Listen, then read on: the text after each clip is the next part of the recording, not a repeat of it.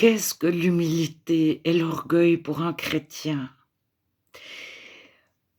Qu'est-ce que nous sommes tous des pécheurs, nous sommes séparés du monde, mis à part, saints, nous avons un cœur de chair, et cetera.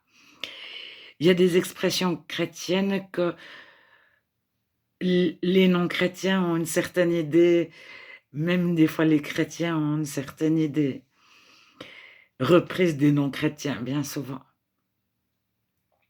Alors l'humilité, à notre conversion, nous perdons notre orgueil, c'est-à-dire notre mépris envers d'autres, notre haine envers d'autres.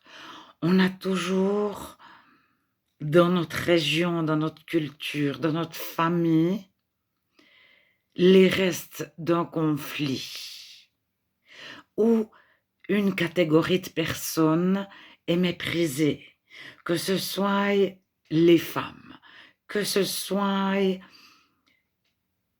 les noirs, excusez-moi, que ce soit les homosexuels, que ce soit les extrême gauche, extrême droite, royalistes, révolutionnaires, je ne sais pas. Politiquement, on a tous été de l'histoire mêlés à un conflit contre quelqu'un, contre... Alors, ça peut être par la religion, par la culture, c'est simplement une personne riche qui voulait conquérir un territoire ou avoir plus de richesses. Plusieurs riches qui se sont mis ensemble pour le pouvoir et qui ont mis en esclavage. Les gitans étaient esclaves, les tziganes, les roms de certaines régions du monde. Il n'y a pas si longtemps, nous, Blancs, avons été esclaves de certaines régions du monde. On subissait des rafles les alentours de la Méditerranée.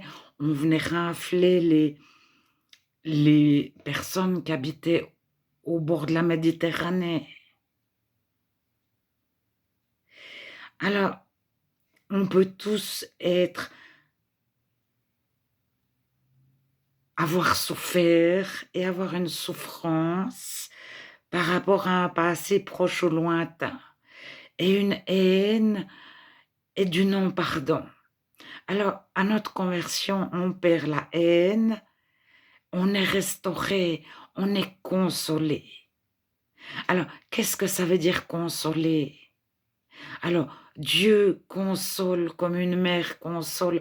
Vous êtes caressés sur les genoux comme des petits enfants que la mère allait. C'est de Ésaïe et ça parle de Dieu. Vous serez consolés par Dieu en personne. Alors, dans certaines cultures, celui qui souffre est méprisé. Donc, on ne peut pas souffrir. Donc, on ne peut pas être consolé. Mais à notre conversion, des fois nous pleurons, beaucoup de chrétiens pleurent, soit les premiers jours, soit quelques semaines plus tard, des fois sans même savoir pourquoi. Mais il reçoit la consolation de Dieu, des fois de choses sans que Dieu lui dise forcément. Il est libéré de la haine, de la rancune, du mépris, de l'orgueil, de se sentir supérieur. Moi, dans cette situation-là, je ne ferai pas ça. Alors, il y a des expériences très scientifiques, les expériences de Milgram, qui ont démontré que n'importe qui fait confiance à la science, je pense qu'on a tous entendu parler des expériences de Milgram qui ont passé dans le film I-Comicar. Et plus tard, très récemment, il est sorti un film documentaire, Le jeu de la mort. Alors c'est dans un cadre de télévision, d'un jeu télévisé, et c'est placer notre confiance dans la télévision. Alors déjà, le chrétien ne va pas placer sa confiance dans la télévision ou dans la science. Ensuite, il va pas forcément s'intéresser à participer à un tel jeu. Donc, on peut pas, il y a marqué 80% des personnes qui ont participé, cela représente 80% de la population. Non, cela représente 80% de la population qui fait confiance à la télévision, qui aime les jeux télévisés, qui adhère. Et vous pouvez supprimer tous les évangéliques et les proches des évangéliques, ceux qui sont sortis des églises évangéliques, les assemblées de frères, etc., etc., des églises de maison, parce qu'ils ne font pas confiance en l'homme, ils font confiance à Dieu. Un pasteur, un leader chrétien va dire: ne me faites pas confiance à moi, faites confiance à Dieu. Et le chrétien mis dans une situation qui n'est ni la science ni la télé, mais l'Église, normalement, devrait pas entrer dans ce jeu. Donc, il devrait ne pas commencer une expérience de 1000 grammes, même dans un cadre d'église. Parce que son pasteur, il a expliqué, fait confiance à Dieu. Le chrétien, avant même de commencer l'expérience, va prier. Ça, c'est, je place la barre assez haut. Mais ça ne l'intéresse pas tellement. Mais bon, on est faible des fois. Je me fais prendre dans des QQCM bibliques, c'est-à-dire des questions en 3 réponses, réponse 1, 2, 3 ou 4, et je fonce. Mais quelque part, le chrétien ne se laisse pas prendre dans un jeu. Il est inébranlable, ininfluençable par rien. Alors, je continue sur les expériences. Ils ont fait des tas d'expériences. Par exemple, il convient des personnes, donc dans des universités ou des domaines scientifiques, ils mettaient un article de la presse: nous vous payons le trajet du train ou du bus, venez pour... nous avons besoin de cobayes pour nos avancées scientifiques. Et on leur donnait un questionnaire à remplir, où en fait le questionnaire, la personne pensait venir répondre au questionnaire. Mais la vraie question des scientifiques n'était pas le questionnaire en lui-même, c'était comment les gens sont influençables. Et il leur faisait remplir un questionnaire sur la maladie, la vieillesse, la lenteur, etc. Et puis un autre questionnaire sur le sport, sur prouver qu'on est performant dans notre travail, etc. Et après, il calculait le temps que mettaient les personnes pour traverser un certain couloir après le questionnaire. Et tous ceux qui avaient répondu au questionnaire sur la vieillesse, la maladie, ils marchaient dans le couloir lentement, lentement, lentement. Et tous ceux qui avaient eu le questionnaire sur le sport, le dépassement de soi, la performance, ils marchaient très vite dans le couloir après le questionnaire. Et toute l'expérience était basée sur ça. Alors c'est ça, le chrétien qui est mis à l'épreuve par Dieu, qui est censé devenir inébranlable.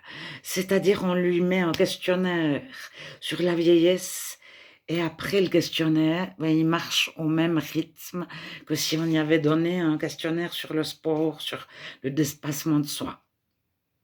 Et c'est ça, sortir du monde. ne pas être du monde, mais être dans le monde. C'est-à-dire,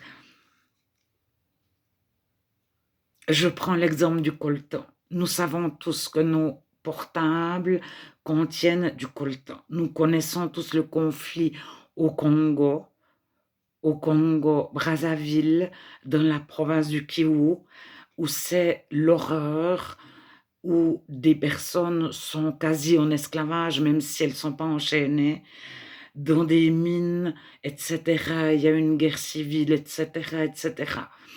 Et le prix du coltan, il y a tellement d'intermédiaires jusqu'à ce qu'il arrive de notre téléphone, mais j'avais lu que c'était 200 fois le prix payé à celui qui est de la mine.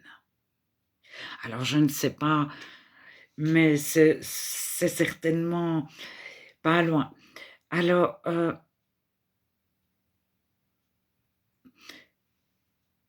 certains disent plus de téléphone portable. Certains disent je veux partir au Congo, faire quelque chose, nous devrions lutter, faire une manifestation, voter à gauche, à droite, au milieu, etc. Alors le chrétien, il se dit, si parmi les vendeurs, les intermédiaires, les politiques, etc., beaucoup deviennent chrétiens, ils ont leur cœur de pierre transformé en cœur de chair. Ils vont penser au bien-être de chacun. Ils vont plus courir après le pouvoir, plus courir après l'argent. Ils vont plus être dépendants de leur environnement. Donc, le conflit en lui-même se résout. Un chrétien, il va pas, si parmi tous les maillons de la chaîne, énormément sont chrétiens, il va organiser le travail de façon à ce que chacun mange à sa faim, etc., etc., etc. Parce qu'il a l'amour agapé, c'est plus que de l'empathie. C'est autre chose que de l'empathie. C'est pas non plus de l'altruisme. C'est parce qu'il est aimé de Dieu, parce qu'il connaît Dieu, parce qu'il sait qu'il est pardonné, parce qu'il n'a plus de mépris, il n'a pas besoin de montrer aux autres qu'il est quelqu'un, puisqu'il ne se sent pas méprisé aux yeux de... Parce qu'il y a toujours les méprisés et les méprisables. Si on est de gauche, on est méprisé par ceux qui sont de droite. Enfin, voilà. Alors, on a toujours, lorsqu'on est non-chrétien, des restes de quelque chose. On peut aimer tout le monde, sauf les racistes. On aime tout le monde, sauf les méchants. Alors, Dieu nous montre qu'on a le potentiel, si nous sommes dans une certaine circonstance, si nous sommes acculés, si nous avons faim, froid, on est tous capables du pire. Et des fois, lorsqu'on est pris dans un groupe, dans un effet de masse, si tous nos amis font quelque chose, c'est peut-être pas nos amis, c'est des gens égoïstes qui posent qu'à eux-mêmes, qui, si on est dans la Moïse, vont pas nous aider, mais on se sent obligé de leur plaire, d'être valorisé, parce que sinon, ils vont nous rejeter. Donc, c'est un peu une course à être le plus fort sur un certain plan. Alors, il faut faire très attention, parce qu'on peut même essayer d'être le plus fort au niveau de l'amour. Moi, j'aime plus que les autres. Moi, je pardonne mieux. Et on arrive à l'orgueil.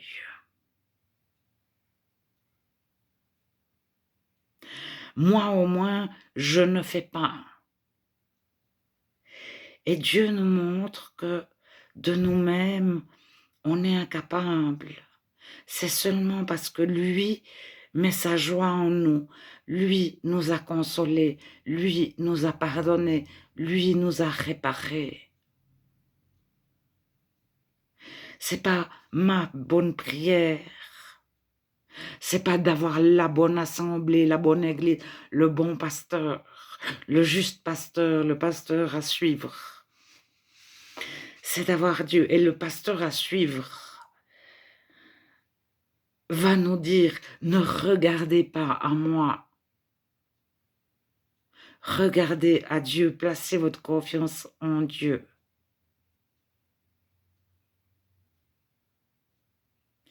Mais on a besoin de recevoir un cœur de chair, de devenir tout neuf et d'être consolé de l'intérieur, d'être réparé.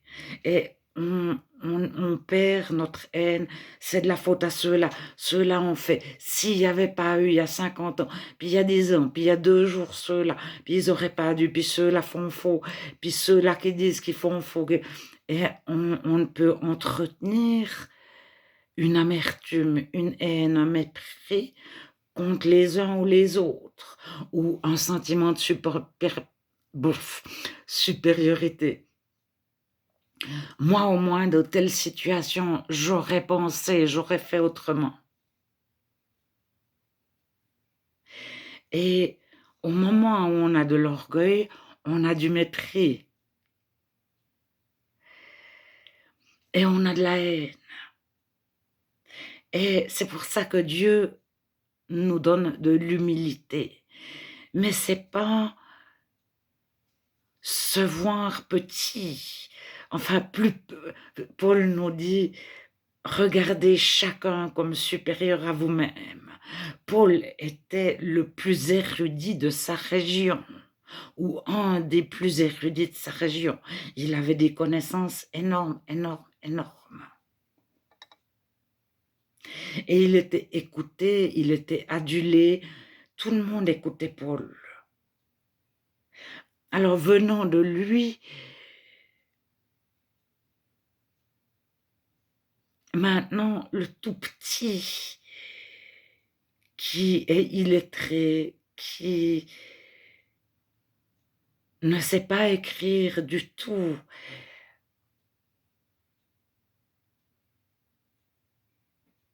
il ne doit pas se sentir inférieur aux autres. Rester humble, c'est rester dans la paix de Dieu, où nous sommes placés dans une certaine situation. Nous sommes capables du pire comme du meilleur. Nous sommes tous des êtres humains avec un même cœur, à toute époque, peu importe notre environnement.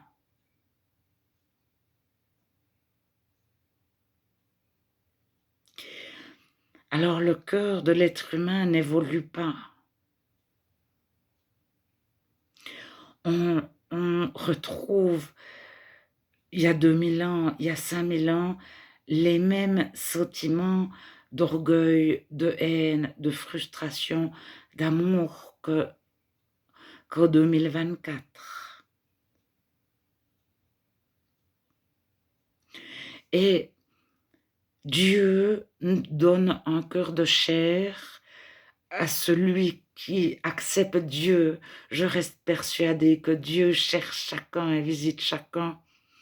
Jésus est venu pour tous les hommes, mais tous ne l'ont pas accepté.